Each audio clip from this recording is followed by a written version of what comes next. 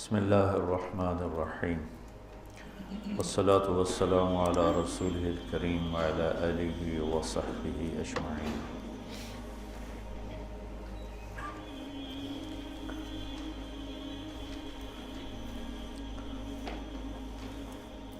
سارے علم کا جو خلاصہ ہے وہ اللہ کی پہچان ہے۔ فَاعْلَمْ أَنَّهُ لَا إِلَٰهَ إِلَّا اللَّهُ، یہاں واو کی بجائے فا ہے، جس سے غالباً یہ مطلب نکلتا ہے کہ سب سے پہلے یہ جانو کہ اللہ ایک ہے اور اس کے سوا کوئی معبود نہیں۔ تو اللہ کو جاننا، اللہ کی پہچان، یہ علم کی انتہا ہے۔ جو اپنے علم سے اللہ کو پا گیا، پہچان گیا، وہ کامیاب ہوا ہے۔ جس نے اللہ کو نہیں پہچانا، اس کے پاس جو بھی علم ہے، جس شکل میں بھی ہے، وہ مردود ہے۔ تو قرآن اللہ کا تعارف کراتا ہے بڑے خوبصورت انداز۔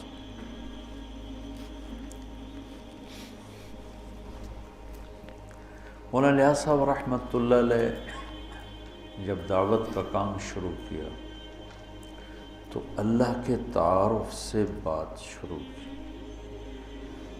جو پہلے علماء، صالحین، صوفیاء، اکابر جو واعظ و نصیحت فرما رہے تھے، وہ فوکس فرماتے تھے اعمال پر۔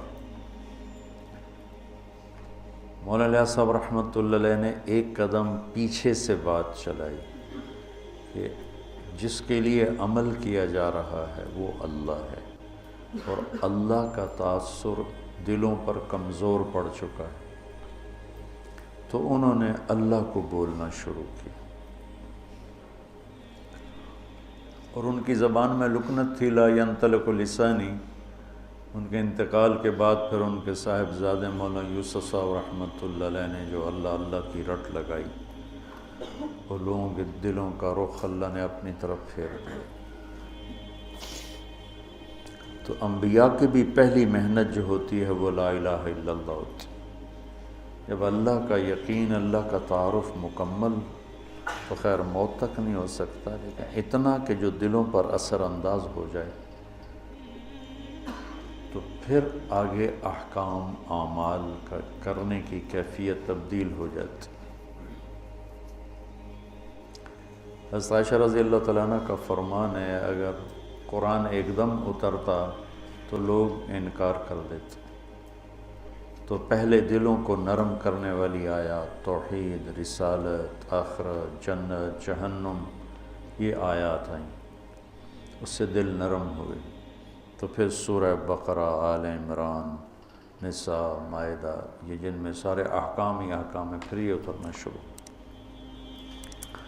تو تیسرے پارے میں ایک آیت ہے، آیت الکرسی۔ یہ اللہ کا، اس کو اعظم آیتن کہا جاتا، اطول نہیں، اعظم۔ اطول تو ہے اذا تداینتم بدین الی اجل مسمی، یہ اعظم آیت فی القرآن ہے کہ اس میں اللہ کے نام کا تکرار ایک آیت میں، ابھی میں آپ کو گن کے سناتا ہوں کہ کتنا ہے۔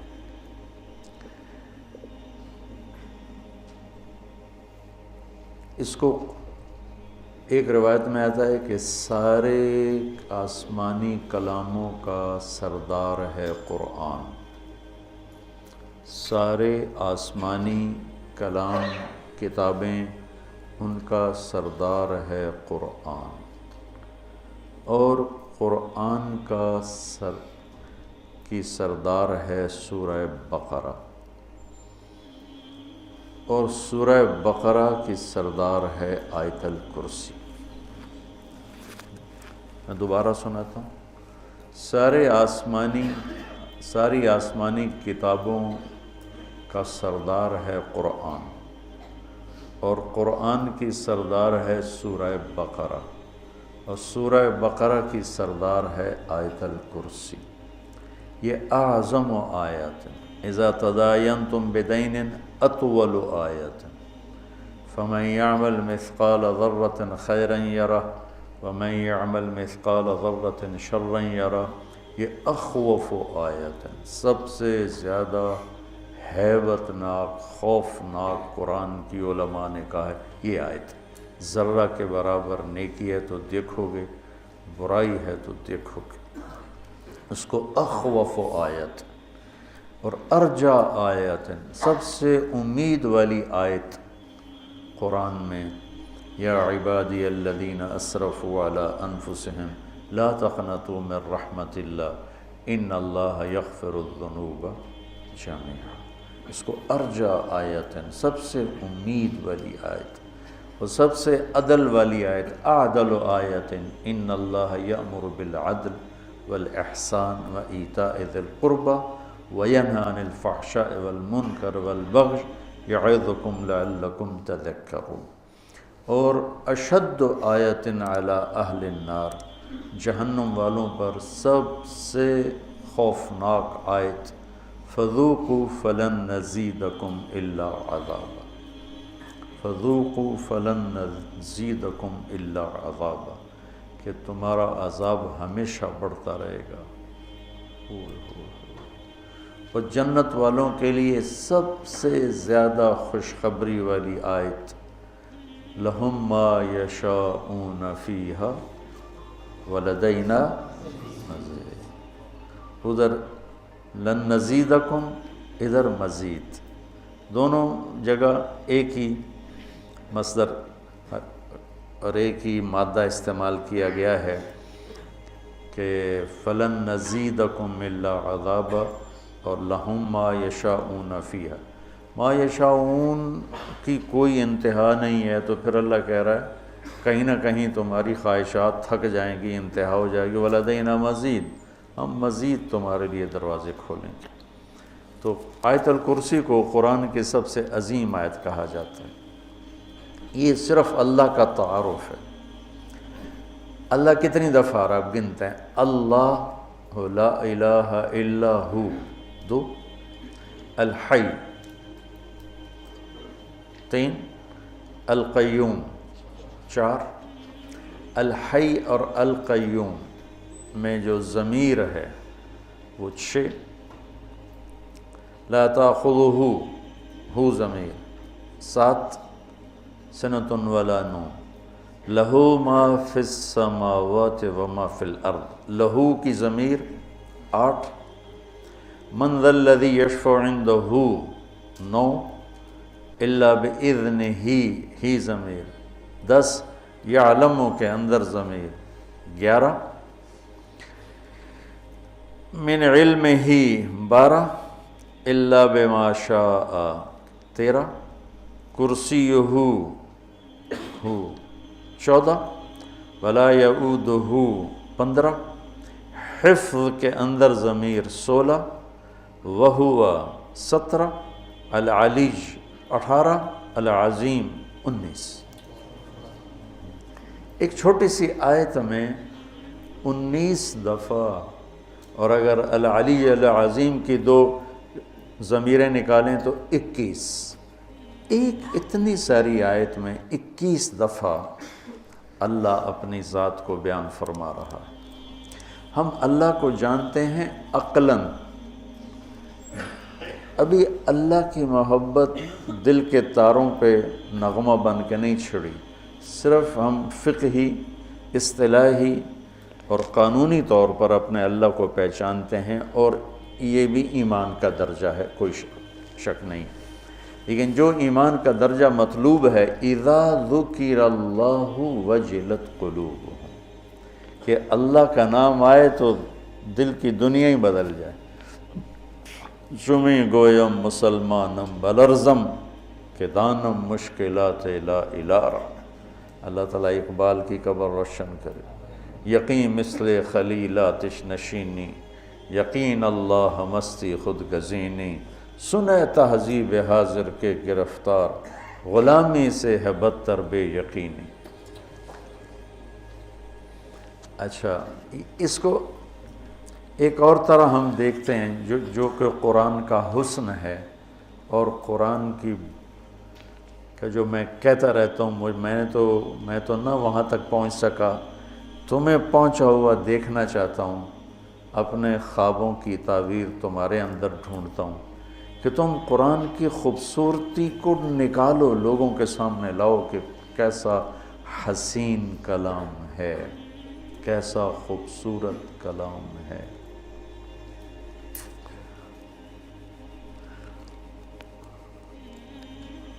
اللہ لا الہ الا ہو،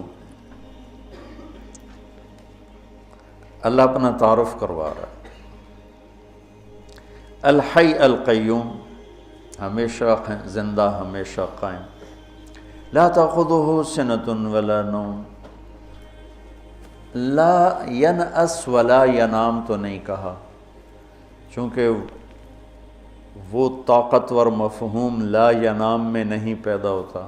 لا ینام میں نفی نہیں ہے کہ نیند سے پاک ہے، لا ینام میں یہ احتمال ہے، نیند آتی ہے کنٹرول کر لیتا ہے، اونگ آتی ہے کنٹرول کر لیتا ہے۔ لا تأخذہ کے اندر نفی ہے کہ وہ نیند سے پاک ہے اور وہ اونگ سے پاک ہے، اور کوئی اس کے سامنے دم نہیں مار سکتا اس کی اجازت کے بغیر، اور وہ آگے بھی جانتا ہے پیچھے بھی جانتا ہے، جتنا وہ چاہتا ہے اتنا اپنے علم میں سے دیتا ہے۔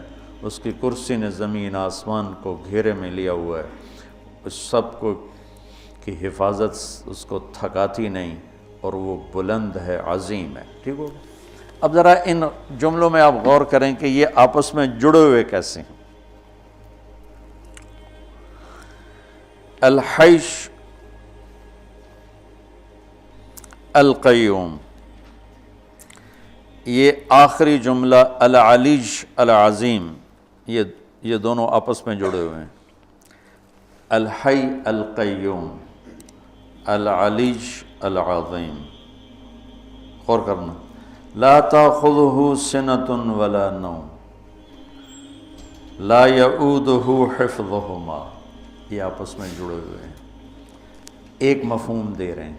ٹھیک ہے، لا تأخذہ سنۃ ولا نوم، اور ادھر لا یعودہ حفظہما۔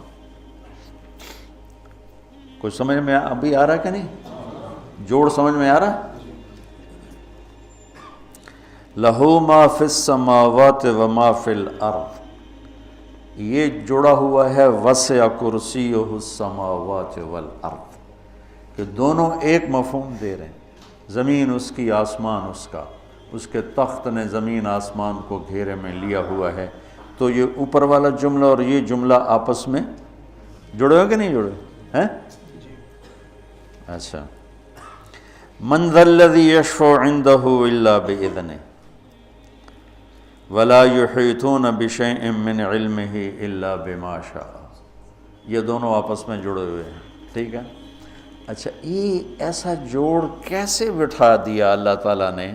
تو بیچ والا جملہ ہے یعلم ما بین ایدیہم وما خلفہم، وہ آگے بھی جانتا ہے پیچھے بھی جانتا ہے، جوڑ بٹھا دیا اس نے، اوپر کا نیچے کے ساتھ، نیچے کا اوپر کے ساتھ۔ کوئی میری بھی بلاغت سمجھ میں آئی؟ شیخ صاحب کی بلاغت تو قانونی ہوتی ہے نا، تو ہماری تو رب رمیۃ من غیر رامن ہوتے ہیں، رب رمیۃ من غیر رامن، کہ کیا خوبصورت اللہ نے اس کو جوڑ بٹھایا۔ الحی القیوم العلی العظیم، لا تأخذہ سنۃ ولا نوم ولا یعودہ حفظہما، سبحان اللہ، کیا زبردست ہے۔ لہو ما فی السماوات وما فی الارض وسع کرسیہ السماوات والارض، من ذا الذی یشفع عندہ الا بإذنہ ولا یحیطون بشیء من علمہ الا بما شاء۔ تو یہ بیچ میں ہے یعلم ما بین ایدیہم وما خلفہم، تو یہ خوبصورت، یہ سارا قرآن ہی ایسے ہے۔ تو اللہ سے تم مانگو، اللہ تمہیں وہ ذوق سلیم دے کہ تم قرآن کے حسن کی نقاب کشائی کر سکو۔ ابھی تک صرف ترجموں میں اٹکے ہوئے ہیں ہمارے علماء، بہت کم ہیں جو اس معیار تک پہنچتے ہیں جہاں جا کر انسان کی عقل حیرت میں ڈوب جاتی ہے، گم ہو جاتی ہے کہ اللہ اکبر، اللہ اکبر۔ اور یہ ایمان بالغیب نہیں ہے، یہ مشاہدے کی چیز ہے۔ ہاں ہم ایمان لائے کہ قرآن جیسا کلام کوئی نہیں، لیکن یہ مشاہدے کی چیز ہے کہ اس حد تک پہنچو، علم کی دنیا میں اتنی محنت کرو کہ تم پر کھل جائے یہ سارے کا سارا۔ پھر آگے نا اللہ تعالیٰ نے اپنی قدرت کے کچھ مناظر بیان فرمائے ہیں۔ زندگی اور موت، کون زندہ کون مردہ، مر کے کون جیتا ہے، یہ ساری باتیں بہت زمانے سے آ رہی ہیں۔ ہیہات ہیہات لما توعدون کا نعرہ لگانے والی ایک بہت بڑی دنیا ہے کہ کچھ نہیں ہے موت کے بعد، سب ایسا ہی ہے، کچھ بھی نہیں ہے، سب ایسا ہی ہے۔ اس سے پہلے حضرت ابراہیم علیہ السلام کی بات وہ میں بتا دوں۔ ابراہیم علیہ السلام کو نمرود کے دربار میں پیش کیا گیا، تو ابراہیم علیہ السلام نے کہا ربی الذی یحیی و یمیت، تو نمرود مناظرے پہ اتر آیا انا احیی و امیت، ٹھیک ہے، ایک کو قتل کر دیا، ایک کو چھوڑ دیا۔ تو انبیاء ایسے مناظرے نہیں کیا کرتے۔ اگر ابراہیم علیہ السلام مناظر ہوتے تو کہتے تیری تو دلیل ہی غلط، یہ تو دلیل کمزور ہے، ایک کو پکڑنا ایک کو چھوڑنا، یہ تو زندگی اور موت نہیں ہے، وہ اسی میں اس کو الجھاتے۔ انہوں نے فوراً وہ رخ چھوڑا اور کہا میرا رب ادھر سے سورج نکالتا ہے تو ادھر سے نکال دے۔ فبہت الذی کفر۔ انبیاء علیہ السلام جدال میں نہیں پڑھتے، مناظرے میں نہیں پڑھتے۔ تحفۃ العلماء حضرت تھانوی رحمۃ اللہ علیہ نے جو کتاب وہ کسی نے ان کے نا مواعظ کو ان 2 جلدوں میں جمع کیا، ان کے تو 30 جلدوں میں ہیں، تو اب وہ پڑھو اس میں مناظرے کا باب کہ کتنی انہوں نے اس کی نفی فرمائی ہے کہ یہ فتنے کا راستہ ہے، اس سے خیر نہیں پھیلتی، اس سے شر ہی پھیلتا ہے، مثبت طریقے سے کام کرنے پر لوگوں کے دلوں پہ اثر ہوتا ہے۔ تو ابراہیم علیہ السلام نے مناظرے سے ہٹ کر دوسرا راستہ اختیار کیا۔ مناظر کیا کرتا، اس کی دلیل کو کاٹتا، اس کی دلیل کو رد کرتا، اس کا ذوف بیان کرتا۔ ابراہیم علیہ السلام نے کیا کیا، یہ تو بالکل ہی ان پڑھ ہے، کہ اچھا بھائی تو سورج ادھر سے نکال دے۔ تو اس کے بعد واقعہ ہے عزیر علیہ السلام کا۔ عزیر علیہ السلام کے دور میں بخت نصر نے بیت المقدس پہ حملہ کیا اور ساری بستی کو تباہ و برباد کر دیا اور لاشوں کے انبار لگا دی۔ تو عزیر علیہ السلام اپنے گدھے پہ جا رہے تھے، تو وہ دیکھ کر کہنے لگے انا یحیی ہذہ اللہ بعد موت، یہ سارے کیسے زندہ ہوں گے؟ وہ تو نبی تھے تو ان کو سکھانا بھی تھا۔ تو چلتے چلتے تھکاوٹ محسوس ہوئی، بھوک لگی، تو گدھے پہ سوار تھے، ایک کھنڈر سا تھا، وہاں درخت کے نیچے گدھے کو باندھا اور ٹوٹے ہوئے کھنڈر کی دیوار پر یوں ٹیک لگائی، روٹی نکالی اور اس کو توڑ کے پیالے میں ڈالا، انگور ساتھ تھے ان کو رومال میں ڈال کے ان کو نچوڑا، تو روٹی کے اوپر انگوروں کے رس کو نچوڑا، تو وہ اس میں تر ہو گئی۔ تو تھوڑی دیر یہ روٹی رس میں بھیگی رہے تاکہ نرم ہو جائے، پھر کھاؤں گا، اس خیال سے اس چھوٹی دیوار سے یوں ٹیک لگائی ایسے، اور آگے ایک چھوٹی سی اس دیوار تھی اس پر یوں ٹیکا، اور یہاں تھے اور اللہ نے جان نکالی۔ فَأَمَاتَهُ اللَّهُ مِئَةَ عَامٍ۔ اب انگور کے رس کے رچ جانے کے انتظار میں یوں کیا اور جان گئی۔ 100 برس کے بعد اللہ نے اٹھایا، کم لبثت؟ قال یوما، ایک دم نکلا ایک دن، پھر سورج دیکھا تو خود ڈھل گیا تھا، نہیں بعد یوم۔ قال بل لبثت 100 عام، نہیں عزیر تو 100 سال زندہ رہا ہے۔ یا اللہ 100 سال، وہ کیسے؟ کہ اپنا کھانا دیکھو ذرا، الی طعامک و شرابک لم یتسنہ، انگور کی شراب سب سے اعلیٰ شراب بنتی ہے کہ وہ بہت جلدی جھاگ چھوڑتا ہے، خمیر بن جاتا ہے، تو 100 برس کے بعد دیکھا تو روٹی تازہ، انگور کا رس اس میں تازہ، اور وہ نرم پر بھری ہوئی پڑی ہے، اور کھوتا شریف غائب ہے جس نے 4 کھوتا غائب اور روٹی نرم، پانی ویسے انظر طعامک و شرابک لم یتسنہ. تو دیکھ ذرا تیرا جو پانی اور پینا ہے، کھانا ہے، وہ تو بالکل ٹھیک ہے، لیکن تیرا گدھا کدھر ہے؟ وہ تو کوئی نہیں ہے کہ دیکھ میں اسے کیسے اب زندہ. انظر الی العظام کیف ننشزها ثم نکسوها لحما. ابھی دیکھ میں کیا کرتا ہوں. تو اللہ تعالیٰ کا جو امر آیا تو زمین پہ جو اس کو جو مٹی بن چکی تھی ہڈیاں، وہی ہڈیاں بن کے زندہ ہو گئیں اور ڈھانچہ بن گئیں، اس کے اوپر گوشت چڑھا، اس کے اوپر یہ سارا پروسیس عزیر علیہ السلام نے آنکھوں سے دیکھا. سارا گدھا مکمل ہوا، اور جب مکمل ہوا تو اللہ نے روح ڈالی تو عزیٰ کہ السلام علیکم.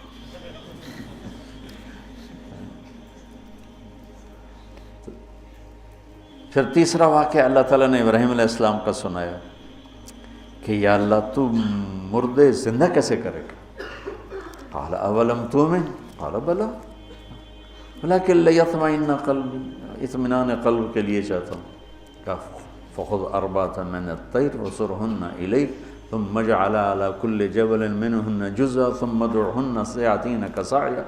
کہ 4 پرندے لے لے. وہ کوئی 4 پرندے تھے، مفسرین نے لکھے ہیں، کوئی کہتا ہے مور تھا، کبوتر تھا، فاختہ تھی، کوا تھا، جو بھی تھے، بہرحال 4 پرندے تھے، اس سے کوئی بحث نہیں کہ کون سے تھے.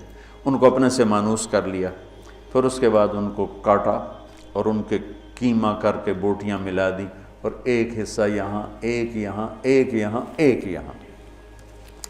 تو اللہ تعالیٰ نے کہا یاتینک سعیا، یہ نہیں کہا یاتینک طیرا، اڑتے ہوئے تیرے پاس آئیں گے، نہیں، سعیا، چلتے ہوئے آئیں گے ایسے، تاکہ تو اچھی طرح تسلی کر کے دیکھ لے کہ جو تیرا رب کر رہا ہے کیسا کر رہا ہے. تو وہ بھاگتے ہوئے آئیں گے، اڑتے ہوئے نہیں آئیں گے. پرندہ تو اڑتا ہے، اللہ نے کہا نہیں اڑاؤں گا، نہیں چلاؤں گا. اور گردن کے بغیر، گردنیں ہاتھ میں، اور بلاؤ ان کا مور آ جائے تو اس کے اجزاء اوپر اٹھے، جمع ہوئے، مور بنے، سر کے بغیر وہ چلتا آ رہا ہے، تاکہ ابراہیم علیہ السلام اچھی طرح دیکھ لیں. اڑتے ہوئے آئے تو شاید وہ تیزی کی وجہ سے پورا پتہ نہ چلے، تو اس طرح آئے، اس طرح. تو جب وہ گردن 7 فٹ کی تو 7 ہی فٹ ہوگی. ہر ایک گردن فٹ کرتا ہے کہ وہ فٹ ہوگی. مولانا نظر الرحمان صاحب سے سنا، میں نے خود نہیں پڑھا، کہ وہ جب وہ مور آیا تو کوے کی گردن آگے کر دی، تو اس نے گردن یوں کر دی. پھر اس نے وہ کبوتر کی گردن یوں کر دی. پھر جب مور کی تو اس نے گردن بیچ میں گھسیڑ دی، تو وہ زندہ ہو گیا. تو اللہ تبارک و تعالیٰ اپنی قدرت سے جو چاہے کر کے دکھاتے. لا کے ساتھ ساری مخلوق کی نفی ہو جاتی ہے، کہ لا کے تلوار کے نیچے ہر چیز کی نفی ہے، الا اللہ کے ذریعے صرف اللہ کی ذات کا اس بات ہے کہ کرنے والا صرف اللہ ہے. لا کے نیچے اوپر 7ویں آسمان نہیں، عرش سے لے کر تحت الثری تک ہر چیز اس مالک کے سامنے بے بس ہے. جو لا کہا وہ لا ہوا، وہ لا بھی اس میں لا ہوا، جز لا ہوا، کل لا ہوا، پھر کیا ہوا؟ اللہ ہوا. لا کی طاقت ہے جو ساری کائنات کو زیر و زبر ہوتا دکھا رہی کہ ساری طاقتوں کا منبع صرف اللہ ہے. اللہ کے سوا کوئی پکارے جانے کے قابل نہیں، اللہ کے سوا کوئی مدد کے لیے پکارے جانے کے لائق نہیں، صرف اللہ ہے جو شہرک سے زیادہ قریب ہے. وہ شیخ صاحب نے ایک بات بتائی جو اذا سألک عبادی انی میں، کہ فإنی قریب، میں نے پہلے بتا چکا نا آیت، کہ اس میں اللہ تعالیٰ کہہ رہا ہے کہ تو میرے قریب ہو نہ ہو میں تیرے قریب ہوں. اور اس میں ایک تھوڑا سا اضافہ میری طرف سے ہے کہ مقترب اور قریب، قریب تو صفت مشبہ ہے، میں نے ٹھیک کہا ہے؟ وہ کو بولو تو صحیح، ٹھیک ہے؟ ہاں، تو اس میں دوام کا معنی ہے کہ میں ہر وقت تیرے قریب ہوں، ہر وقت تیرے قریب ہوں۔ مقترب نہیں ہوں کہ کبھی قریب اور کبھی دور، نہیں، قریب، جیسے رحیم، جیسے غفور، ہر وقت رحم کرنے والا، ہر وقت مہربانی کرنے والا، ہر وقت بخشش کرنے والا۔ تو فإنی قریب، ہر وقت میں تیرے قریب ہوں، شارک سے زیادہ قریب ہوں، تو لہٰذا مجھے پکار۔ سو گیا ہے، تھک گیا ہے کہ بھئی اب اس کو تھوڑا سا آرام کرنے دیں، کسی اور سے بات کر لیں۔ ادعونی استجب لکم، تم مجھے پکارو میں لبیک کہوں گا۔ اور دعوت الداعی میں دعوت المومن نہیں کہا، دعوت المسلم نہیں کہا، دعوت الداعی، کوئی بھی ہو، مسلم ہو، مشرک ہو۔ اور الف لام کے ساتھ، مثلا تم ہمارے پاس پڑھتے ہو، مجھے تمہارے نام ہی نہیں آتے، ایک آدھ کا شاید مجھے نام کا پتہ ہو، باقی کسی کے نام شکلوں کا بھی نہیں پتہ رہتا۔ اب ماشاءاللہ زیادہ ہو گئے ہیں تو نہ شکل یاد ہے اور نہ نام یاد ہے، دو چار کے نام یاد آتے ہوں گے، شکل یاد ہوتے ہوگی۔ اور اللہ تعالیٰ الف لام کے ساتھ بتا رہا ہے کہ مجھے پکارنے والا زندگی میں ایک دفعہ بھی پکارا تو میں اسے جانتا ہوں کون ہے۔ الداعی، دعوت داعٍ نہیں نا، نکرہ سے تو غیر معروف ہو جاتا ہے اور الف لام سے معروف ہو جاتا ہے۔ تو اللہ تعالیٰ یوں فرما رہا ہے کہ مجھے دعوتاً ایک دفعہ پکارنے کو کہتے ہیں نا، کہ جس نے کبھی زندگی میں ایک دفعہ بھی یا اللہ کہا تو 7 ارب انسانوں میں اس کو مجھے پتہ یہ کون ہے۔ عجیب دعوت الداعی۔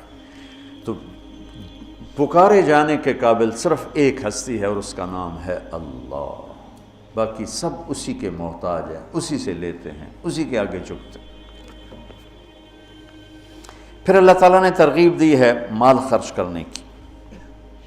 مثل الذین ينفقون اموالهم فی سبیل اللہ کمثل حبۃ انبتت 7 سنابل فی کل سنبلۃ 100 حبۃ واللہ یضاعف لمن یشاء واللہ واسع علیم۔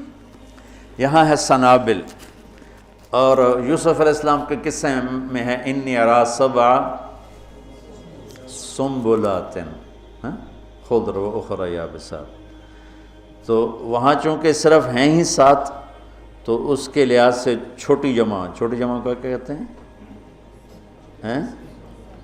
جمع مکسر ہیں شیخ؟ جمع چھوٹی جمع کے لیے کیا آتا ہے؟ جمع قلت۔ اللہ کے بندو، تم سے تو زیادہ مجھے یاد ہے۔ جمع قلت، یہ سنبلات جمع قلت ہے، اور ادھر کوئی حد کوئی نہیں، تو سنابل جمع منتہی الجموع ہے، جمع کثرت ہے، جو آخر تک کوئی حد ہی نہیں۔ تو میرا اللہ قرآن میں 82 دفعہ خرچ کرنے کی ترغیب آئی ہے، 82 دفعہ۔ اللہ تعالیٰ کو بخیل سے نفرت ہے، چاہے راتوں کا تہجد گزار ہو، دن کا روزے دار، اور سخی سے محبت ہے، چاہے ساری رات وہ غفلت میں گزار دے۔ اللہ تعالیٰ کو سخی سے محبت۔ بخیل سے اللہ دوستی لگاتا نہیں، اور سخی سے اللہ دوستی توڑتا نہیں۔ اور سخاوت کا تعلق پیسے سے نہیں، دل سے ہے، دل کی کیفیت ہوتی ہے۔ ہمارا ایک نوکر تھا چاچا گامو، وہ ہمارے ڈیرے کا نوکر تھا، اور اس کی جو بیوی تھی وہ ہمارے گھر میں نوکرانی تھی، تو وہ کچن کا کام وہ کرتی تھی اور باہر ڈیرے کا کام وہ کرتا تھا۔ تو جو اس کا نام تھا ماسی میراں، وہ انتہائی بخیل اور وہ بالکل فقیر اور انتہائی سخی۔ اور اس کی سخاوت یہ تھی، وہ چائے بہت پیتا تھا، دودھ ہمارے گھر سے لیتا تھا، باقی پتی چینی وغیرہ وہ اپنے ہی لاتا۔ تو میں نے اس کو کبھی کبھی دیکھا اکیلے چائے پیتے ہوئے، ورنہ وہ چائے ایک پیالے کی بجائے 6-7 پیالے بناتا۔ ادھر موچی رہتے تھے، ادھر ترخان رہتے، یا میاں چائے پی ہوئی ہے، تو ان سب کو بٹھا کے چائے پلاتا تھا۔ تو اس کی بیوی انتہائی بخیل کہتی کھا گیا روڑ گیا، ساری چاہ روڑ گیا، ساری چاہ روڑ گیا۔ کوئی پترا کان بچا، وہ کہتا میرے پیو کوئی بچایا ہی میرے کان، میں بھی تو پال پہ اس سے۔ سخاوت پیسے سے نہیں ہوتی، سخاوت دل سے ہوتی ہے۔ وہ غریب کے اندر بھی سخاوت ہو سکتی، مالدار کے اندر، اور غریب بھی بخیل ہو سکتا ہے، مالدار بھی بخیل ہو سکتا ہے۔ اور اللہ کو سخی پسند ہے اور بخیل سے نفرت۔ شیطان ایک دفعہ کسی کو ملا تو اس نے بنی اسرائیل کے کسی عابد کو ملا، اس سے انہوں نے پوچھا تجھے کون لوگ پسند ہیں؟ کہا ایک جو شراب پیتا ہو مجھے بڑا اچھا لگتا ہے، ایک بہت زیادہ غصے والا ہو مجھے بڑا اچھا لگتا ہے، اور ایک بخیل ہو کنجوس تو مجھے بڑا اچھا لگتا ہے۔ اور کہنے لگا اگلی بتاؤں، اگر کوئی بدبخت تینوں ایک ہی جگہ جمع ہو جائیں، بخیل بھی ہو، غصے والا بھی ہو، نشے والا بھی ہو، پھر وہ پیر ہوتا ہے، میں مرید ہوتا ہوں۔ جی پیر صاحب، ایسے دنیا بھری پڑی ہے اس سے۔ تو میرا اللہ ترغیب دیتا ہے مال لگاؤ۔ آپ نے فرمایا اللہ الاجود وانا اجود ولد آدم، سب سے بڑے سخی تو اللہ ہیں، اور اللہ کے بعد سب سے بڑا سخی اللہ نے مجھے بنایا۔ اہل البیت کی سخاوت کو کوئی نہیں پہنچ سکتا۔ ایک دفعہ مدینہ میں دو نوجوانوں میں بحث چھڑی، بنو امیہ سخی ہیں یا اہل بیت سخی؟ تو جو بنو امیہ کا طرفدار تھا اس نے کہا بنو امیہ زیادہ سخی، جو اہل بیت کا طرفدار تھا اس نے کہا اہل بیت زیادہ سخی۔ کہا چلو امتحان لیتے ہیں۔ تو جو بنو امیہ کا تھا وہ گیا بنو امیہ کے مالداروں کے پاس کہ میں مصیبت میں پھنس گیا ہوں تو مجھے کچھ مدد چاہیے۔ تو ایک نے 10,000 دیے، پھر دوسرے کے پاس گیا اس نے 10,000 دیے، تیسرے کے پاس، چوتھا 5 6 7 8 9 10 آدمیوں سے 1 لاکھ لے کر آیا۔ یہ گیا عبداللہ بن جعفر کے پاس، ضرورت مندوں کو چاہیے، انہوں نے 1 لاکھ دے دیا۔ پھر گیا حضرت حسن کے پاس، کہا جی میں محتاج ضرورت مند، انہوں نے 1 لاکھ دیا۔ پھر گیا امام حسین کے پاس، انہوں نے 1 لاکھ دے دیا۔ جب وہ کٹھے ہوئے انہوں نے کہا کتنا لے آندہ کہ 1 لاکھ، کہ میں 3 لاکھ لے آندہ۔ انہوں نے کہا بھائی واقعی اہل بیت کی سخاوت کو کوئی نہیں پہنچ سکتا، چلو واپس کرتے ہیں۔ تو بنو امیہ کا جو حامی تھا وہ گیا، حضور ہم تو خالی ویسے ہی کر رہے تھے، ضرورت نہیں تھی، یہ برائے مہربان۔ ان کا ٹھیک رکھ دو، دوسرا ٹھیک ہے رکھ دو، تیسرا چوتھا 5واں 6واں 7واں 8واں 9واں 10، ٹھیک ہے بھائی رکھ دو، واپس کر دو، واپس ہو گیا۔ اب یہ گیا عبداللہ بن جعفر کے پاس، حضرت وہ ہم تو ایسے ہی امتحان لے رہے تھے، ہمیں تو ضرورت کوئی نہیں، آپ واپس لے لیں۔ امام حسن صاحب، امام حسین صاحب، انہوں نے فرمایا جب اہل بیت کے گھر سے کوئی چیز نکل جاتی ہے واپس نہیں آیا تھا۔ سخی امام علی نقی رحمہ اللہ تعالی علیہ السلام، یہ رہتے تھے سامرہ میں، سامرہ بغداد کے پاس ایک جگہ۔ تو ان کے پاس ایک شخص آیا کہ حضور میرے اوپر 30,000 دینار قرضہ ہے۔ کون ہو، کہاں سے آئے ہو، قرضہ ہے نہیں ہے؟ اچھا پہلے سنو، 30,000 دینار بنتا کتنا ہے؟ 60 کروڑ روپیہ۔ یہ کہو زبان سے۔ تو انہوں نے اپنے خادم سے پوچھا پڑھے ہیں؟ کہ جی پڑھیں، کا اٹھا کے دے دو۔ نہیں پوچھا، 60 کروڑ۔ سانو 100 روپیہ دینے نا، رسید سن نال دیو۔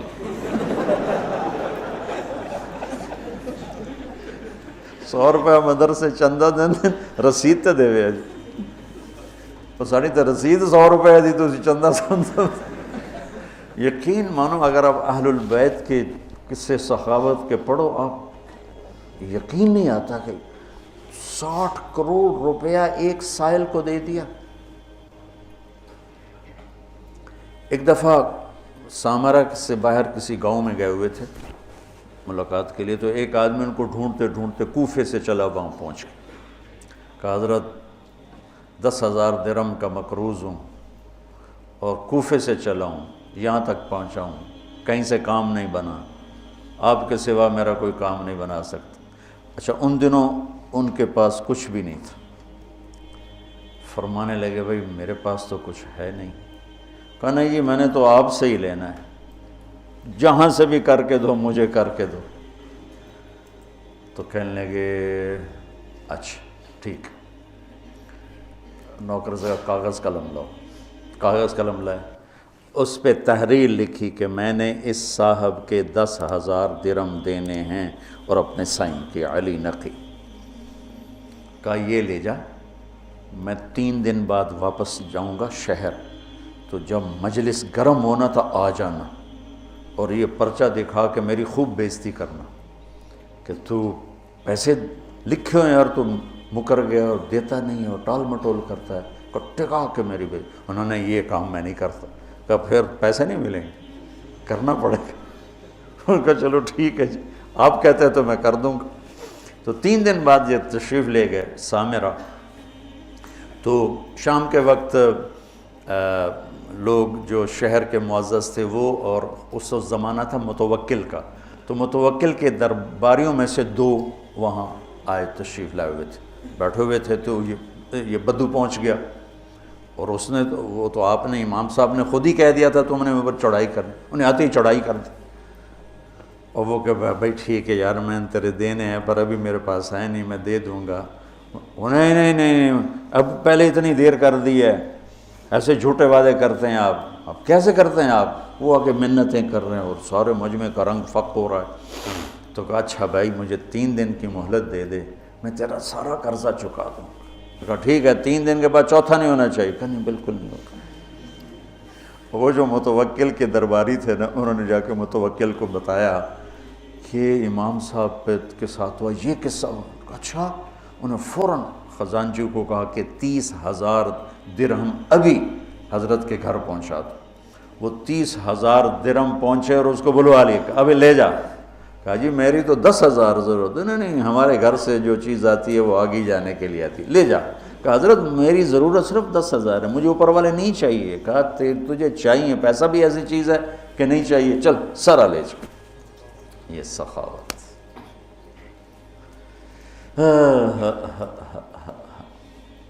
علم والے کی شان ہے کہ اسے سخی ہونا چاہیے۔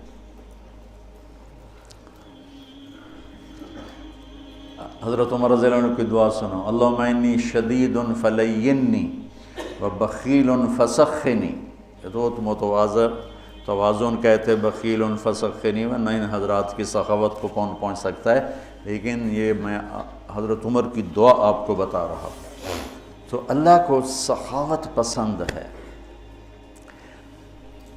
اس کے برعکس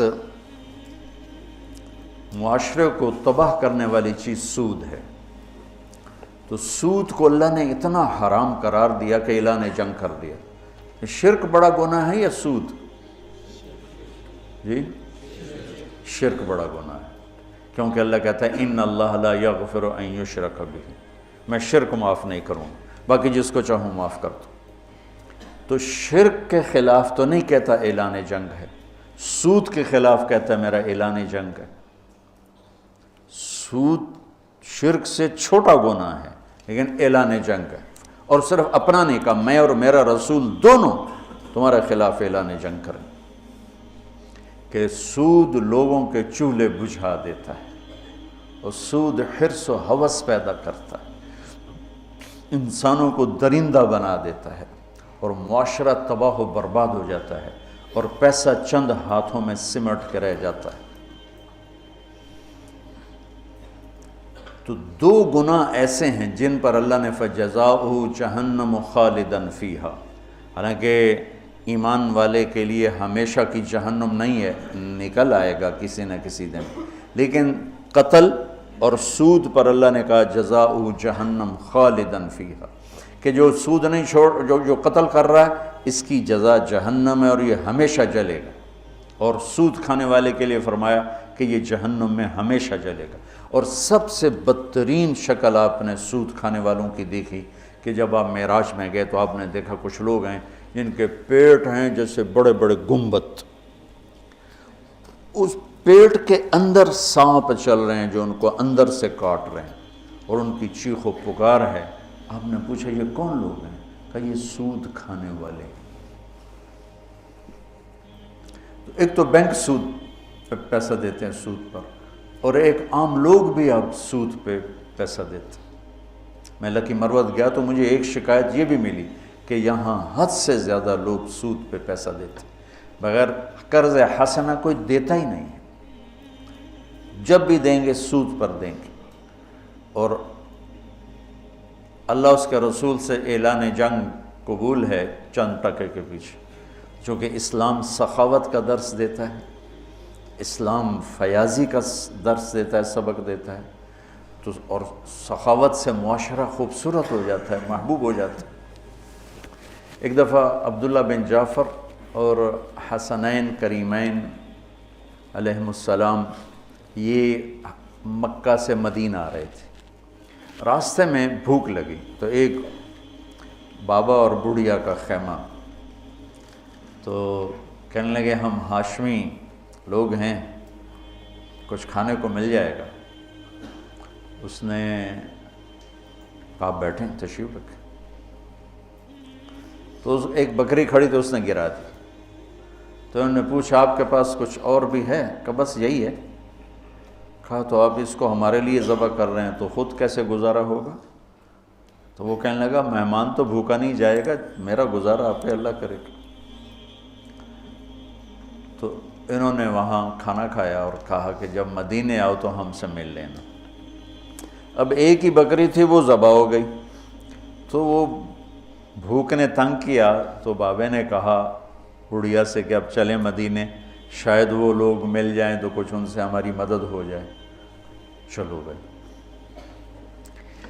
دونوں گلی میں جا رہے تھے، امام حسن کی نظر پڑ گئی، انہوں نے پہچان لیا۔ کہا بابا جی مجھے پہچانتے ہو؟ ان کا جی نہیں۔ کہا ہم آپ کے مہمان ہیں۔ غلام سے فرمایا اس کو 1000 بکریاں دے دو اور 2000 دینار دے دو اور حسین کے پاس بھیج دو۔ حسین کے پاس بھیج دیا۔ انہوں نے پوچھا بھائی صاحب نے کتنا دیا ہے؟ کہا 1000 بکری اور 2000 دینار۔ کہا 1000 بکریاں دے دو، 2000 دینار دے دو، اور انہوں نے عبداللہ بن جعفر کے پاس بھیج دیا۔ انہوں نے پوچھا میرے بھائیوں نے کیا دیا ہے؟ کہا جی 1000 بکری، 2000 دینار۔ تو فرمانے لگے غلام سے کہ 2000 بکریاں دے دے، 4000 دینار دے دے۔ پھر کہنے لگا بابا اگر تو پہلے آتا نا میرے پاس تو اس سے بھی زیادہ دیتا، اب میرے بڑے بھائیوں نے جتنا دیا ہے اس سے زیادہ دیتے ہوئے مجھے شرم آتی ہے، اگر تو پہلے آتا میں تمہیں اس سے زیادہ دیتا۔ کیا سخاوت!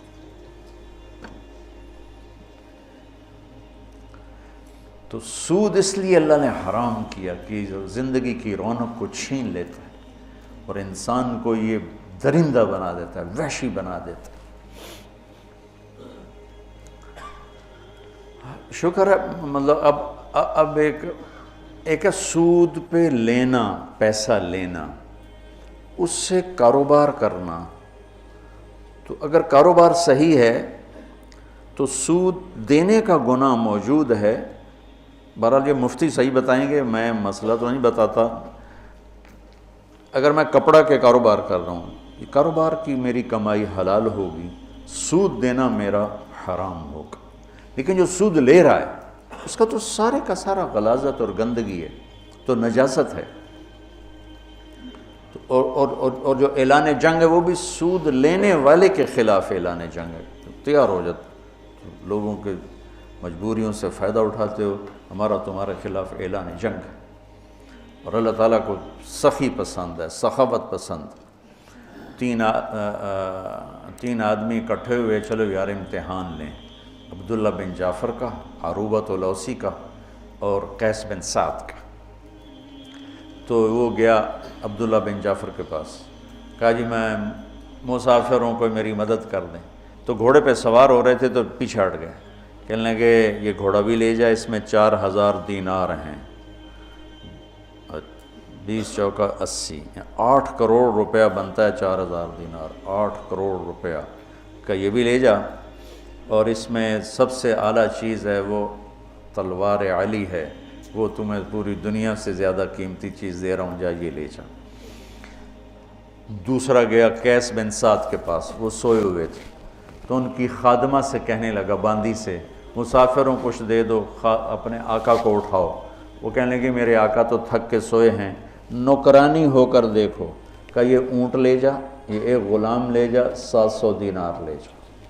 नौकरानी होकर जब वो उठी, जब कैस बिन साद उठे तो नौकरानी ने कहा, जी वो एक मांगने वाला आया था, मैंने इतना इतना दे दिया। कहने लगे अल्लाह के बंदी, मुझे उठा देती, मैं इतना देता कि मौत तक उसे मांगने की ज़रूरत न पड़ती।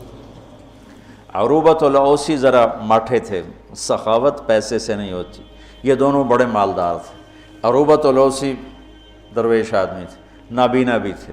तो 2 ग़ुलामों के कंधे पर हाथ रख के जा रहे थे, तो कहा, जी मुसाफिर परदेसी कुछ मिल जाएगा? कहा, वाह वाह वाह वाह, मेरा रब मेरे लिए कभी कुछ नहीं छोड़ता। ये 2 ग़ुलाम बचे थे, जा ले जाओ। उन्होंने कहा, आप? कहा, मेरा अल्लाह वारिस है, तो ले जा। कहा, नहीं नहीं, मैं इतना बेगैरत नहीं हूँ। कहा, फिर बात ये है कि अरूबा के मुंह से जब कोई चीज़ निकल जाती है ना कि ले जा, फिर वो वापस नहीं आती, या मैं इन्हें आज़ाद करूँगा या तू ले जा। ले लिए, और वो दीवारों को टटोलते टटोलते घर वापस पहुँचे। तो तीनों जब इकट्ठे हुए तो तीनों का मुश्तरका फ़ैसला था कि बड़े सखी अरूबा हैं कि सारा ही माल दे दिया, 2 ग़ुलाम थे, सारा दे दिया। कि सखावत का ताल्लुक़ जायदादों से नहीं है, ये दिल से है, दिल से है।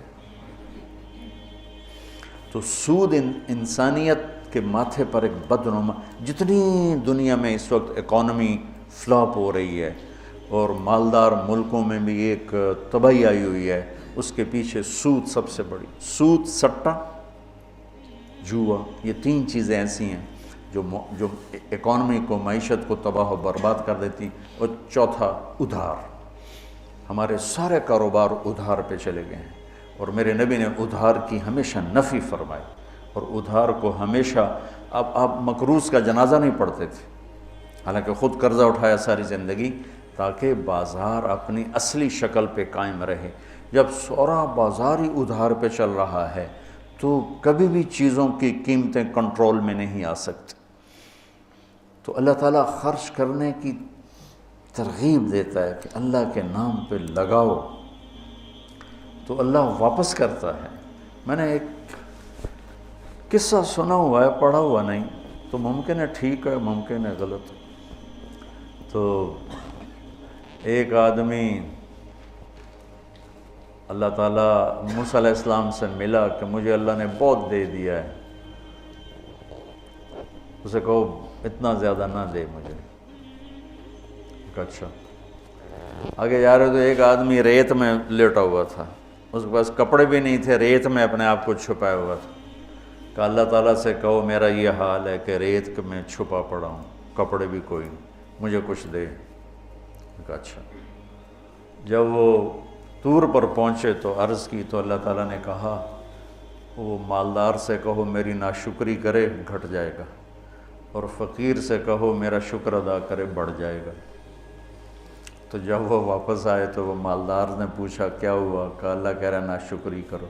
कहा मैं अपने मौला की नाशुक्री करूँ जिसने मुझे इतना कुछ दिया, मैं उसकी नाशुक्री करूँ? तो साथ ही उसके ऊपर सोने के सिक्के गिरने लगे। फिर पहुँचे वो फ़कीर के पास, क्या हुआ? कि अल्लाह कहता है मेरा शुक्र अदा कर। कहता केड़ी गल दा शुक्र अदा कर? मैनू की दिता?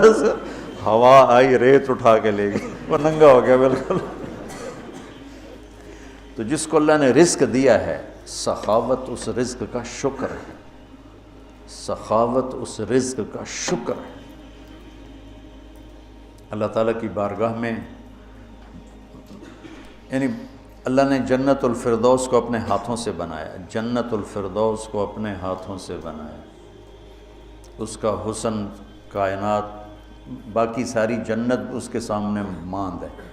और जन्नतुल फिरदौस वालों को दिन में सुबह शाम अल्लाह का दीदार होगा, बाकी जन्नतियों को जुमे जुमे और جنت الفردوس والوں کو صبح بھی شام بھی۔ جب اللہ نے جنت الفردوس کو مکمل کیا تو کہا انتقی بول، انہوں نے کہا قد افلح المؤمنون، ایمان والے کامیاب۔ اللہ کا وعزتی وجلالی لا یجاورنی فیک بخیل، مجھے میری عزت اور جلال کی قسم بخیل آدمی تیرے اندر نہیں آ سکتا، نہ مرد نہ عورت۔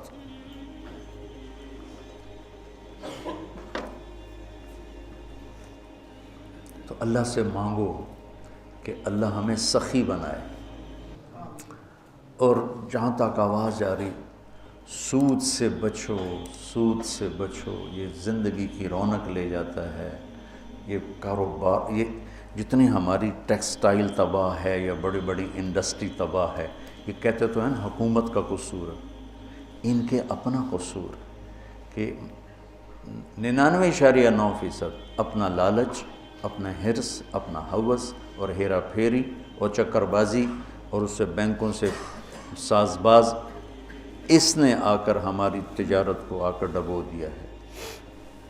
سچائی ہو، دیانتداری ہو، صداقت ہو اور وعدہ وفائی ہو اور کھوٹ سے پاک کام ہو، اس سے زوال اللہ اپنے امتحان کے طور پر لے لے تو لے لے، ورنہ اللہ کا قانون ہے کہ سچائی کو زوال نہیں ہے، دیانتداری کو زوال نہیں ہے۔ اس کو کافر کرے گا یا مومن کرے گا، دونوں کے لیے بلندی اور اونچائی۔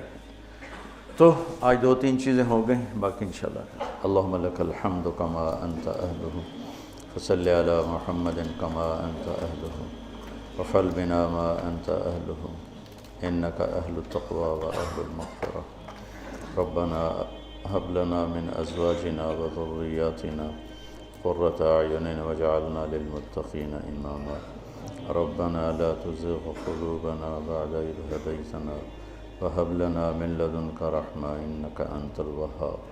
اللهم اشفنا من كل داء وعافنا من كل بلاء وجنبنا من سيء الأسقام وارزقنا بغیر حساب من حيث لا نحتسب۔ یا اللہ تیری رحمت کی راتیں ہیں، عرش تیرا پہلے آسمان پر ہے، جتنے لوگوں نے ہاتھ اٹھائے ہیں اس وقت یا اللہ جو کیمرے کے ذریعے سے یا جو ہمارے سامنے بیٹھے ہیں، یا اللہ ہمارے اٹھے ہوئے ہاتھ اپنی رحمت سے بھر دے، یا اللہ ہماری جھولیوں کو بھر دے، یا اللہ ہم تیری دنیا کے بھی فقیر ہیں، تیری آخرت کے بھی فقیر ہیں میرے مولا۔ نہ ہم سے دنیا کی تنگی برداشت ہوتی ہے، نہ آخرت کی تنگی برداشت ہوتی میرے مولا۔ نہ ہم دنیا کی ذلت کو سہ سکتے ہیں، نہ آخرت کی ذلت کو سہ سکتے ہیں، نہ یہاں کے دکھوں کی برداشت ہے، نہ وہاں کے دکھوں کی برداشت ہے۔ اور میرے مولا ہم تیرے سامنے شرمندہ ہیں کہ تو نے بہت دیا اور ہم نے ناشکری کی، تو نے پردہ پوشی کی، ہم نے دلیری کی۔ یا اللہ اپنے محبوب کے آنسوؤں کے صدقے ہم پر اور پوری امت پر رحم فرما، اور جتنے لوگوں کے اٹھے ہاتھ ہیں اور جتنی ان کے سینے میں تڑپتی ہوئی فریادیں ہیں وہ ان سب کے حق میں قبول فرما۔ میرے دیس کی حفاظت فرما، اس کو اندرونی بیرونی دشمنوں سے بچا۔